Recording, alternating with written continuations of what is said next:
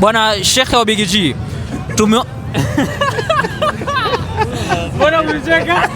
Utaridi, tumekutana na Shekhe wa Big G. Tunataka kumuuliza baadhi ya maswali. Shekhe wa Big G, hivi karibuni hatujaona peji zako za TikTok.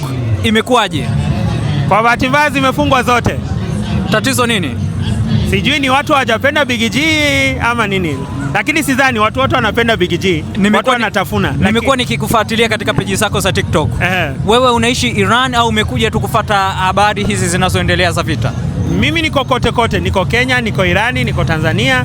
Lakini saa hizi Irani nimekuja kwa ajili ya kuna wantu zangu, lakini nilikuja hapa asili kwa ajili ya mambo ya masomo. Kwa hiyo mishemishe zako zaidi hapa Iran ni za masomo. Mnaendeleaje na vita sasa hivi?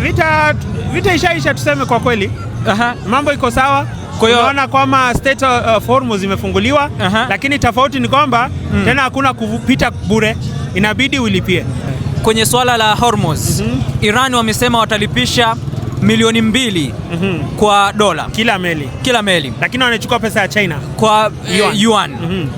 Kwa ukigeuza hiyo yuan ni kiasi gani kwa pesa ya Kenya na Tanzania? Kwa pesa ya Kenya inaweza fika milioni 260 karibu kwa pesa ya Kenya. Kwa kila meli. Kwa kila meli. Mimi nilipiga mahesabu kwa pesa ya Tanzania ni kama bilioni 5.2 ya Tanzania kwa meli moja. Hiyo ni uchumi kubwa kiasi gani kwa nchi? Alafu sasa hesabu nchi ambayo ilikuwa imefungiwa haiwezi kufanya biashara, lakini inaweza ingiza pesa kama hiyo.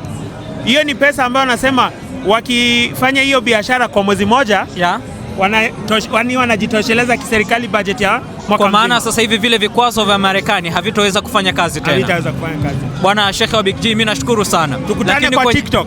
Tukutane TikTok, unieleweshe vizuri unawezaje kutafuna Big G mwezi wa Ramadhani na usiweze ukafungua. Point ni kutafuna, sio kukula. Hiyo ndio jawabu. Point ni kutafuna, sio kukula.